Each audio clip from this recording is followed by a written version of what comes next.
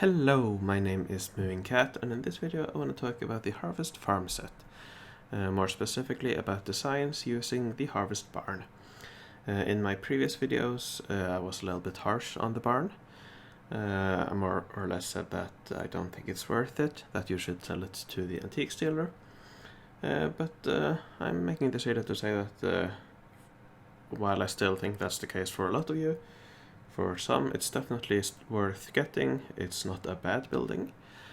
So in this video I want to talk about some designs and some ideas on how to use the barn. There are two main ideas that I have seen.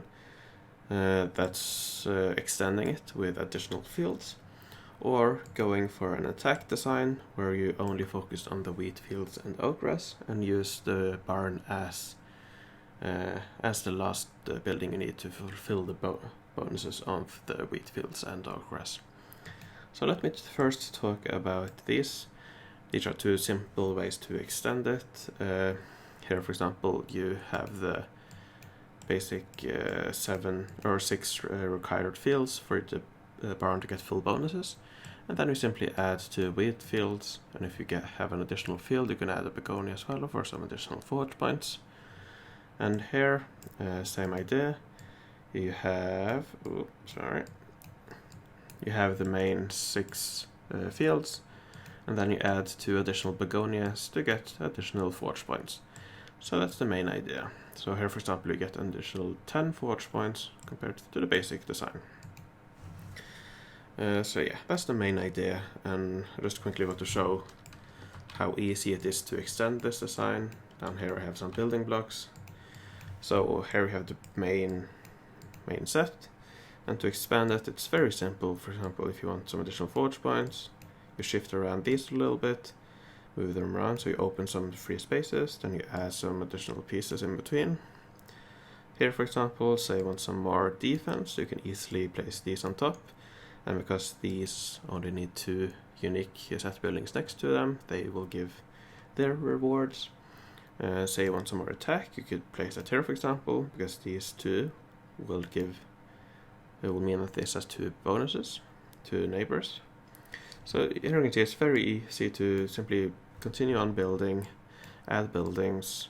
So you want some more forge points from the sunflower, you can add these here, for example, or here. So you can see it's very easy to extend this as much as you want. So that's the main idea behind using the barn. You have a lot of different unique buildings to work with, so it's very easy to expand.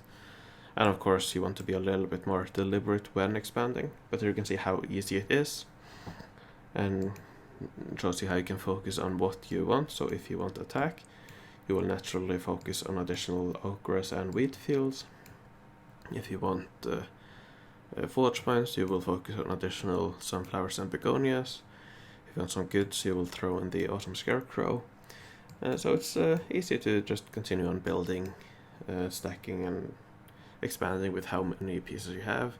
And next year, when more fields most likely will be available again, you can continue on building. So that's very simple.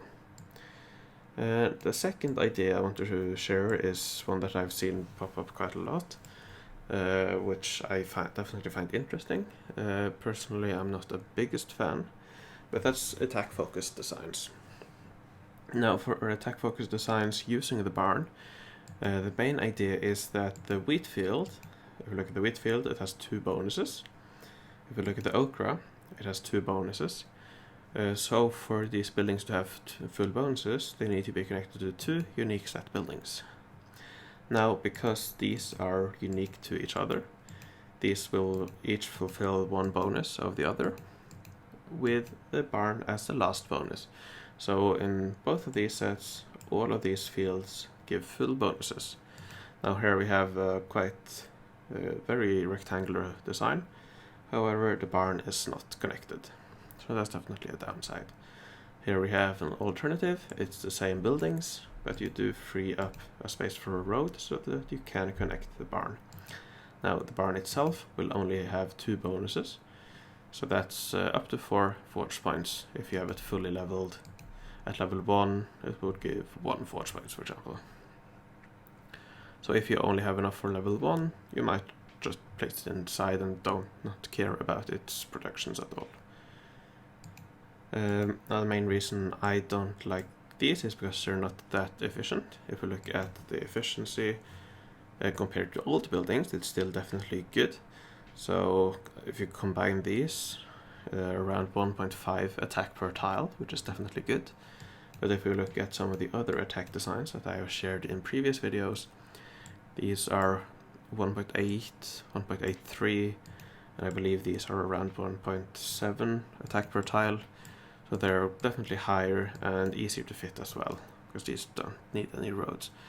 But if you'll notice, these have 6 attack buildings. What are these? 6 attack buildings. Because you do need to use 2 of your fields for the Autumn Scarecrow and the Begonia. Or for these 2 here, you need to use 1 of your fields for the Begonia. So in this case, you can use all 8 fields on attack buildings. So in terms of raw numbers, you do get a little bit more. So for these, you get 48 attack, 32 defense. But these, for example, this you will get the same attack, but half the defense. Here you'll get half the defense, but the same, half the attack, but the same defense, and so on. So you do get some additional raw stats going for these designs. So there's definitely room for them. Personally, I'm not the biggest fan, but it's definitely a possibility. So yeah, that's more or less what I wanted to say. As you can see, it's very easy to play around with. I'm sure we all have different priorities, so you can build these as you want. Here we have 2 simple designs using 8 fields, 9 fields, or 8 fields if you remove that. And yeah, that's more or less what I wanted to say. I hope some of you find this helpful. I know it's a little bit late regarding the event, but if you're still undecided, hopefully this helped you. With that, thank you very much for watching, and I'll see you in the next video.